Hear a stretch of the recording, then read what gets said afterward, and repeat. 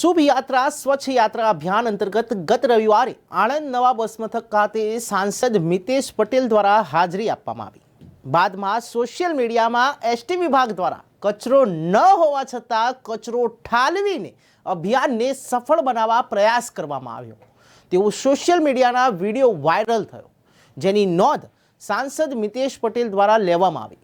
ST વિભાગના અધિકારી પાસે વિડીયોને લઈને જવાબ માંગ્યો. અધિકારી સાથે વાત કરી અને યોગ્ય તપાસ કરી વિડીયોની પુષ્ટિ કરાવી ને જો હકીકત જણાય તો જવાબદાર વ્યક્તિ સામે પગલાં લેવા સૂચન પણ સાંસદ દ્વારા કરવામાં આવ્યું. જો કે આવી રીતે કોઈને કોઈ રીતે પોતાની છબી માટે પોતાનું નામ આગળ કરાવતા હોય છે, ત્યારે અહીંયા તો કંઈક અલગ જ મુદ્દો સામે આવ્યો છે. કચરો ન હોવા છતાં કચરો ઠાલવીને સફાઈ અભિયાન ચલાવવામાં આવ્યું. ત્યારે કંઈક લોલમ લોલ અને પોલમ પોલ ચાલતી હોય તેવું દેખાય છે. ત્યારે જાણે આ અભિયાનનું સ્વચ્છતા અભિયાનની મજાક ઉડાવતા હોય આવા લોકો તેવું દેખાઈ રહ્યું છે. ત્યારે સરકાર અને તંત્ર શું આની ઉપર ધ્યાન દોરશે અને કાર્યવાહી કરશે તે જોવું રહ્યું. કારણ કે આણંદમાં જે રીતે આ તમે એ સ્ક્રીન ઉપર દ્રશ્યો જોઈ શકો છો કે કચરો નાખવામાં આવી રહ્યો છે અને સાફ સફાઈ કરવામાં સફાઈ અભિયાન ચલાવવામાં આવ્યું છે. ત્યારે આ લોલ અને પોલમ પોલ દેખાઈ રહી છે. ખાલી ફોટા પડાવવા અને નામ આગળ કરવા માટે, આ ટીવીમાં આગળ આવવા માટે, સોશિયલ મીડિયામાં વાયરલ થવા માટે, પોતાનું નામ ઉજાગર કરવા માટે આવી જે કહેવાય સફાઈ અભિયાનની મજાક ઉડાવતા હોય તેવું દેખાઈ આવે છે. ત્યારે સાંસદ શ્રીએ પણ આ અંગે નોંધ લીધી છે અને જવાબદાર અધિકારી જે પણ છે તેની ઉપર કાર્યવાહી થશે કે નહીં તે હવે જોવું રહ્યું.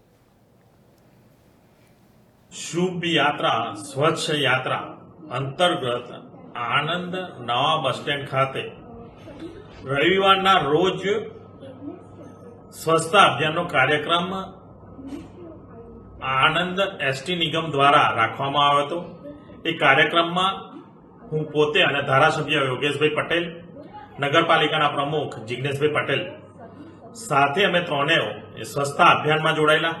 પરંતુ એક સોશિયલ મીડિયામાં એક વિડીયો વાયરલ થયો છે. જોતા મને એવું લાગે છે કે એસટી બસ દ્વારા, એસટી નિગમ એટલે કે ત્યાંનું આણંદ નવા બસ સ્ટેન્ડના બસ મેનેજરો દ્વારા અથવા કોઈના દ્વારા ત્યાં આગળ અમારા જતા પહેલા ત્યાં કચરો નાખતો વિડીયો સોશિયલ મીડિયામાં ફેલાયો છે અને પછી અમે એ જે કચરો હતો એ સાફ કરતા એક વિડીયો ખૂબ વાયરલ થયો છે.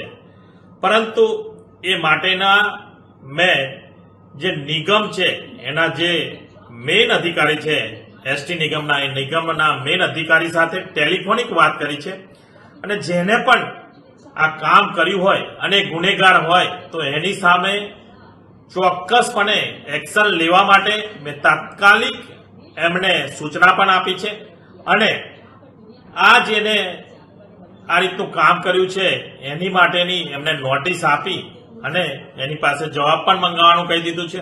ફરીથી આવું ના થાય એની માટેની પણ મેં વાત કરેલી છે. અને જે આ વાયરલ વિડીયો થયો છે એમાં એસટી બસના જે કર્મચારીઓ છે કે નિગમના કે ત્યાંના મેનેજર છે એમના દ્વારા કદાચ આ કચરો નખાવવામાં આવ્યો હોય તો એની સામે પૂરેપૂરી રીતે એક્શન લેવાનું પણ કહી દીધેલું છે.